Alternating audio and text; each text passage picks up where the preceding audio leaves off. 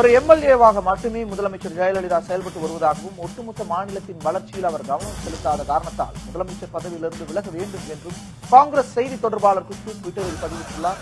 இதுகுறித்து கருத்து தெரிவிப்பதற்காக நம்முடன் இணைத்து திரு நாஞ்சில் சம்பத் அவர்கள், அதிமுகவை சேர்ந்த திரு நாஞ்சில் சம்பத் அவர்கள் இணைந்துள்ளார். அவரிடம் கேட்கலாம். வணக்கம் ஐயா, உங்களுடைய கருத்துக்களை இது தொடர்பாக பதிவு செய்யும். காங்கிரஸ் கட்சியினுடைய செய்தி தொடர்பாளர் குஷ்பு சேராத இடம் சேர்ந்ததற்கு பிறகு இளங்கோவரை போல உளர ஆரம்பித்து விட்டார். ஆட்சிமை தங்கிய முதலமைச்சர் அம்மா அவர்கள் தன்னுடைய தொகுதிக்காக மட்டும்தான் கடமையாற்றுகிறார்.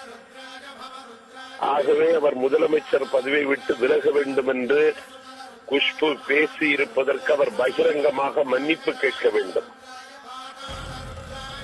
இது ஒரு அபத்தமான குற்றச்சாட்டு, அடிப்படையற்ற குற்றச்சாட்டு. இலங்கையில் கைது செய்யப்பட்டு விடுதலையாக கூடிய மீனவர்களோடு சேர்ந்து இன்னும் சிறையில் இருக்கிறவர்களை விடுவிக்க வேண்டும் என்று மாண்புமிகு முதல்வர் நேற்றைக்குத்தான் நாடாளுமன்ற பிரதமர் நரேந்திர மோடிக்கு கடிதம் எழுதியிருக்கிறார். புதுக்கோட்டை மாவட்டத்திலும் கரூர் மாவட்டத்திலும் அரசு மருத்துவக் கல்லூரி தொடங்குவதற்கு நிதி ஒதுக்கீடு செய்திருக்கிறார். பருப்பு விலை உயர்வை தாங்கிக் கொள்ள முடியாத தவிக்கிற தமிழக மக்களுக்கு நிவாரணம் கொடுக்கிற வகையில் கிலோ 110 ரூபாய்க்கு பருப்பை விநியோக கடைகளிலே விநியோகம் செய்வதற்கு நடவடிக்கை எடுத்து வருகிறார். நடிகர் சங்க தேர்தல் எந்தவிதமான அசம்பாவிதமும் நடக்காமல் சுமூகமாக நடக்குவதற்கு வழிவகை கண்டு தமிழகத்தில் சட்டம் ஒழுங்கு நிலைமை சீராக இருக்கிறது என்று நிரூபித்திருக்கிறார். ஆகவே ஆர்கே நகர் தொகுதி தன்னை முதலமைச்சராக அமருவதற்கு வாய்ப்பு தந்த மக்களுக்கு இந்த தொகுதிக்கு ஒரு கலை கல்லூரி, கலை அறிவியல் கல்லூரியும் ஒரு ஐடிஐயும் தொடங்குவதற்கு உத்தரவு போட்டிருக்கிறார். அதே நேரத்தில் எங்கள் நாகர்கோவிலில் ஒரு அரசு கலைக்கல்லூரியை தொடங்குவதற்கு உத்தரவிட்டிருக்கிறார். ஆகவே அவர் ஒரு தொகுதிக்கு மட்டும்தான் முதலமைச்சராக இருக்கிறார், தமிழ்நாட்டுக்கே முதலமைச்சராக இல்லை என்று குஷ்பு பேசி இருப்பது அபத்தம். ஆகவே முதலமைச்சர் பதவி விலக வேண்டும் என்று சொன்ன குஷ்பு உடனடியாக மன்னிப்பு கேட்க வேண்டும். மன்னிப்பு கேட்கவிட்டால் விளைவுகளை சந்திக்க வேண்டியது வரும் என்று நான் எச்சரிக்கிறேன். ஐயா, ஒரு தமிழகத்தில் அடுத்த ஆண்டு தேர்தல் நடைபெற இருக்கின்றது. இந்த சூழ்நிலையில் அரசியல் நெருக்கடி அல்லது தேர்தல் நெருக்கடியின் காரணமாக இது போன்ற கருத்துக்கள் வருவதாக பார்க்கலாம். ஆமா, அதாவது இல்லாத கட்சியை இருப்பதாக காட்டிக்கொள்ள வேண்டிய ஒரு அவசரம் காங்கிரஸ் இன்றைக்கு வந்திருக்கிறது. அதனாலே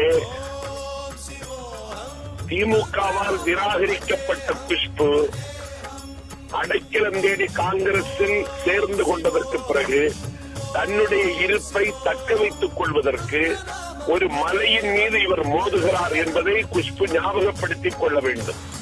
இல்லாத கட்சியை இருப்பதாக காட்டிக் கொள்வதற்கு அவர் போடுகிற நாடகத்தை நான் குறை சொல்லவில்லை. ஆனால் அதிலே கூட அந்த நாடகத்தில் கூட நியாயம் இருக்க வேண்டும் என்று தமிழ்நாட்டு மக்கள் எதிர்பார்க்கிறார்கள்.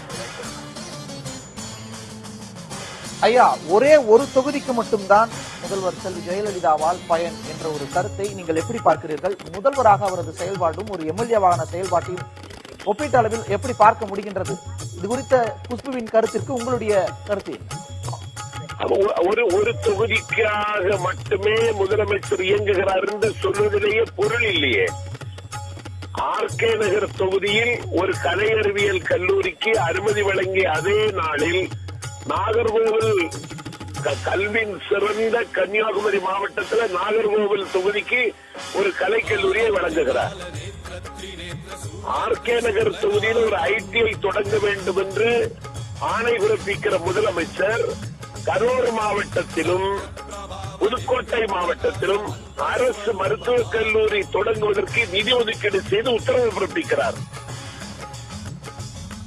இலங்கையில் கைது செய்யப்பட்டு விடுவிக்கப்பட இருக்கிற மீனவர்களோடு சேர்த்து இன்னும் கைதாகி இருக்கக்கூடிய மீனவர்களை விடுவிக்க வேண்டும் என்று முதலமைச்சர் அவர்கள் நாடாளுமன்ற பிரதமருக்கு நேற்று தான் கடிதம் எழுதியிருக்கிறார்.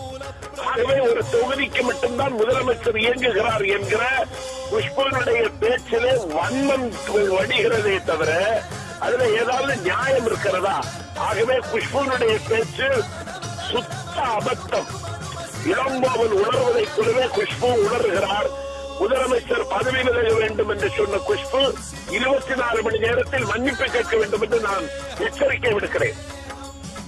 ஐயா, இது தொடர்பான கருத்தை அவர் ட்விட்டர் சமூக வலைதளத்தில் பதிவிட்டுள்ளார். தொடர்ச்சியாக விமர்சனங்கள் என்பது சமூக வலைதளங்களில் வைக்கப்படக்கூடிய ஒரு கருத்தாகவே இருக்கின்றது. அதை நான்